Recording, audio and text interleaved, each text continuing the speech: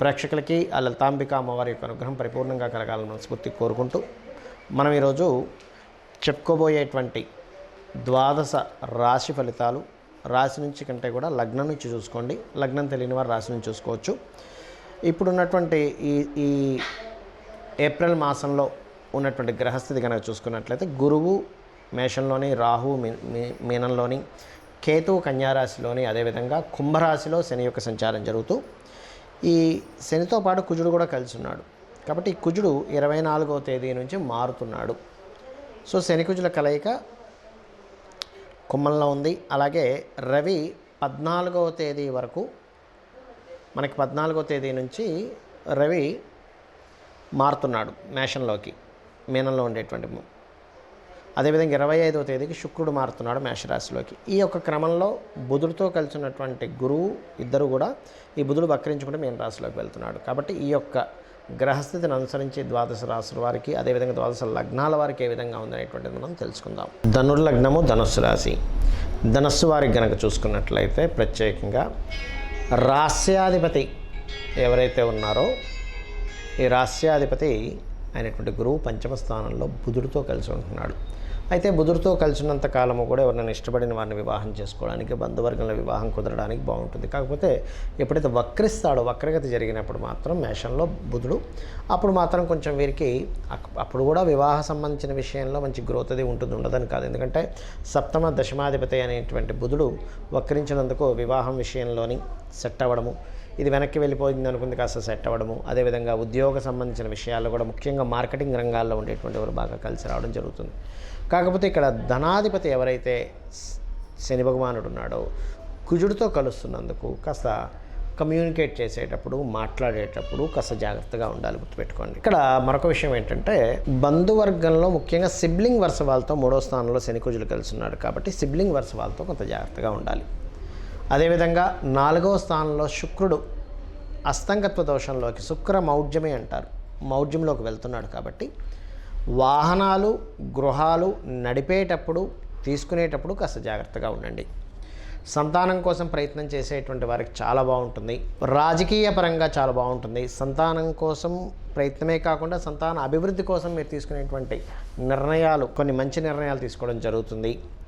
అదేవిధంగా మరొక విషయం ఏంటంటే ఇక్కడ గమనించుకున్నట్లయితే ఈ దశమంలో కేతు ఉన్నందుకు మాత్రం ఏదైనా ఉద్యోగ ప్రయత్నాలు చేసేటువంటి వారు మీకు దగ్గరలో ఆలయంలో ఏదైనా గణపతి ఉన్నట్లయితే గణపతి ఆలయానికి వెళ్ళి అక్కడి నుంచి మీరు ఇంటర్వ్యూకి వెళ్ళండి.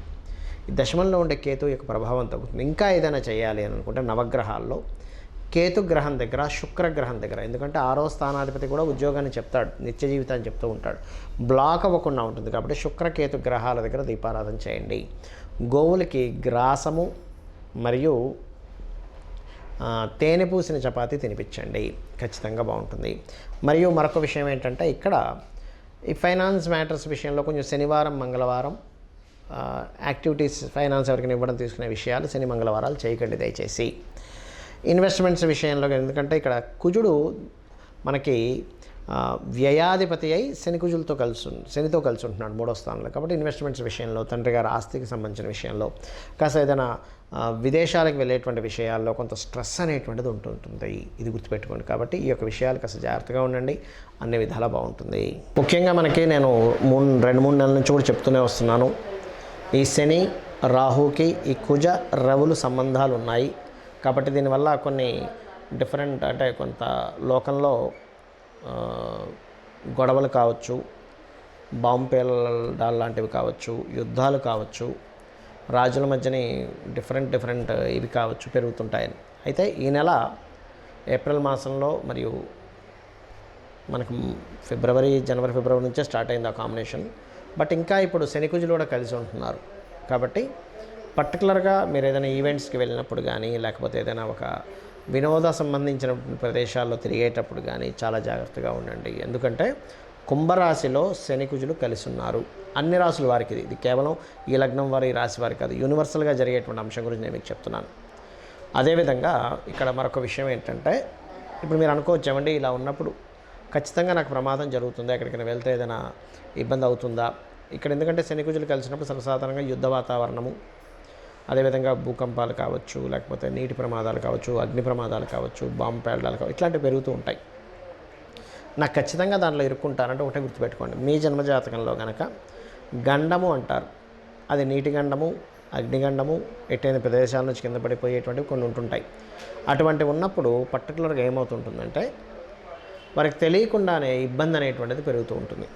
కాబట్టి అలా ఉన్నవారికి మాత్రమే ఈ యొక్క గోచారం ఎఫెక్ట్ పెరుగుతుంది, కానీ మిగతా అందరికీ కూడా ఈ ఎఫెక్ట్ ఉంటుందని అనుకోకండి దయచేసి. మరి అటువంటి వారు ఏం చేయాలి అని చెప్పి చూసుకున్నట్లయితే, అటువంటి వారు చాలా క్లియర్గా మీరు రోజు సూర్య నమస్కారాలు చేసుకోవడం ద్వారా లేదా లలితా సహస్రనామాలు వినడం ద్వారా ఆ యొక్క ఇబ్బంది నుంచి బయటపడవచ్చు. ఖచ్చితంగా అందులో ఎటువంటి సందేహం లేదు. ఎందుకంటే మీ జన్మజాతకంలో ఆ యోగం ఉన్నప్పుడు మాత్రమే ఇప్పుడున్న గోచారము ఇలా ఉన్నప్పుడు మీకు ఇబ్బంది కలుగుతుంది, కానీ అదర్వైజ్ ఏమీ అవ్వదు. మీ జన్మజాతకం ఎందుకు చూసుకోవాలంటే, మనం చేసినటువంటి పూర్వజన్మ కర్మ ఆధారంగా ఈ యొక్క జన్మలో మీరు చేసేటువంటి, అంటే గుర్తుపెట్టుకోండి, మీ లగ్నాన్ని బట్టి మీ యొక్క లైఫ్ ఎలా ఉంటుంది, మీ ధనస్థానాన్ని బట్టి మీ యొక్క జీవిత భాగస్వామి ఎట్లా ఉంటారు, అంటే మీ సప్తమ స్థానాన్ని బట్టి జీవిత భాగస్వామి, మీ ధనస్థానాన్ని బట్టి మీ యొక్క ధనయోగాలు ఎలా ఉన్నాయి, ఎందులో మీకు ధనయోగం ఉంది.